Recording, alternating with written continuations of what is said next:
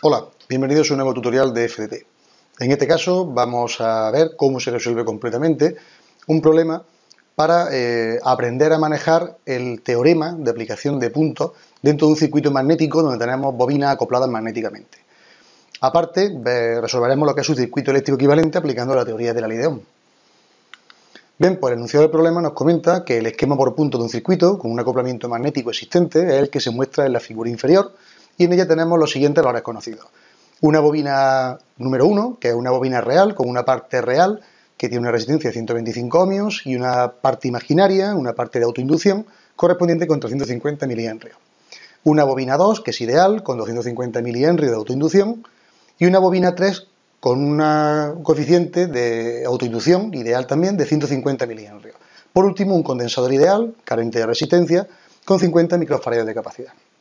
Nos dan los coeficientes de acoplamiento magnético relativos de K12 0,95, K23 0,98 y K13 0,92 y nos piden que dibujemos el esquema con circuito magnético con los sentidos adecuados de los arrollamientos de las bobinas para que se correspondan con el de la figura y calculemos la corriente que circulará al aplicar una tensión alterna de 220 voltios con 50 Hz de frecuencia.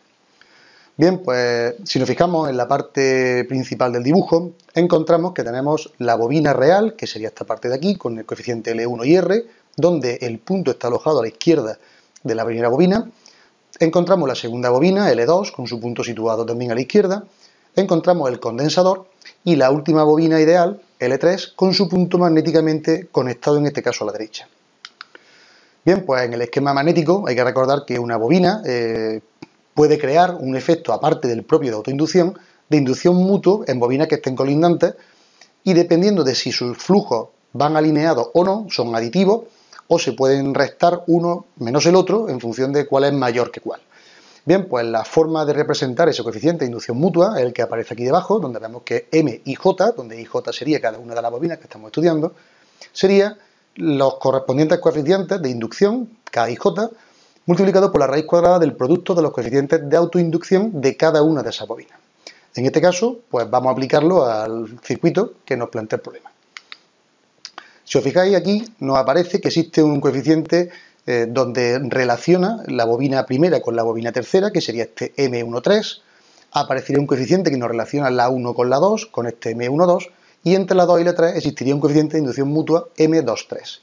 Aplicando la fórmula que hemos visto para cada uno de ellos, nos aparecerá, por ejemplo, que para M12 el coeficiente K12 será lo que habrá que multiplicar por la raíz cuadrada del producto L1 y L2 de los coeficientes de autoinducción de cada una de esas bobinas. Como los datos los tenemos ya conocidos, pues el resultado nos aparecería 0,281 henrios, en este caso, porque hemos pasado los milihenrios a la unidad principal. Análogamente, M13 y M23 nos resultarían estos valores que aparecen aquí mostrados. Bien, pues para dibujar el circuito partimos de un núcleo, que sería este que aparece en la figura, y vamos a dibujar aplicando la regla de Fleming para localizar hacia dónde tenemos que alojar los arrollamientos, que es la única dificultad que presenta el problema. En este caso el circuito está totalmente conectado en serie y nosotros partiríamos de un punto de la izquierda y haríamos lo que es el recorrido en serie partiendo de la bobina L1, pasaríamos por R, bobina L2, iríamos al condensador y volveríamos por la bobina 3, hasta llegar al punto de salida. En este caso, si os fijáis, tenemos lo que es el punto de la bobina 1 y la 2 en el mismo sentido, luego sus flujos deben de ser aditivos en el mismo sentido, mientras que 3 se opone a los flujos de L2 y de L1 porque mientras que los puntos están a la izquierda, las dos primeras, en L3 se encuentra situado a la derecha.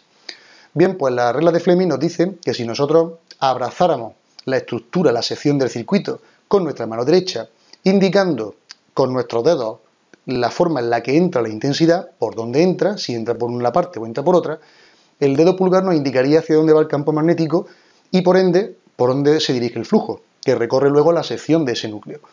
En este caso, en la bobina 1 y en la bobina 2, el flujo tiene que ir hacia la izquierda para poder alcanzar el punto que estamos dibujando en el circuito.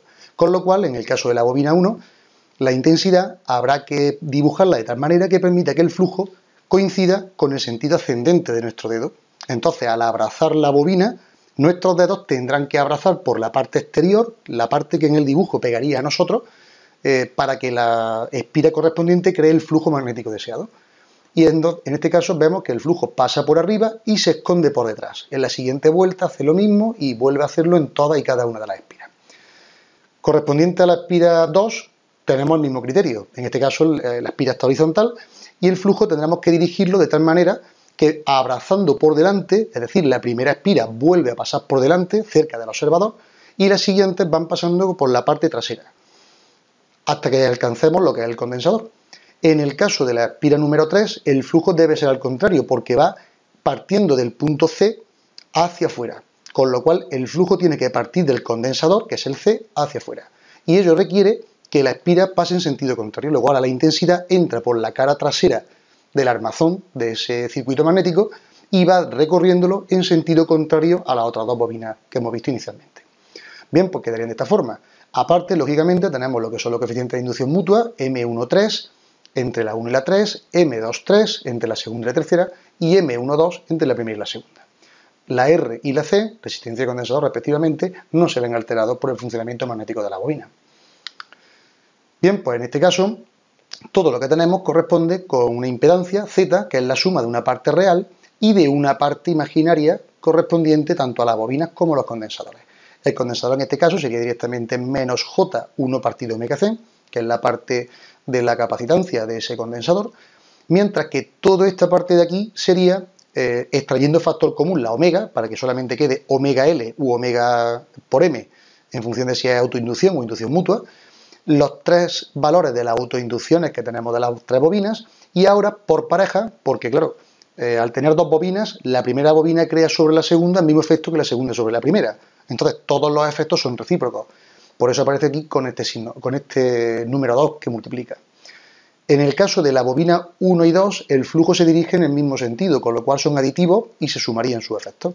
En el caso de la 2-3, la 2 está aquí con el flujo hacia este lado, mientras que la 3 se opone al flujo. Son corrientes enfrentadas, magnéticamente hablando. En este caso, como se enfrentan, aparece el signo negativo y vuelve a ser multiplicado por el número 2. Análogamente con el 1-3. El 1 aparece en sentido horario, mientras que el flujo 3 recorre el núcleo en sentido antihorario. Por lo tanto, vuelve a haber dos valores, los efectos de cada una, pero en este caso con carácter subtractivo. Si nosotros realizamos toda la operación sustituyendo los números ya conocidos, nos quedaría toda esta operación, y haciendo la correspondiente transformación luego al número polar, nos quedaría este valor de aquí.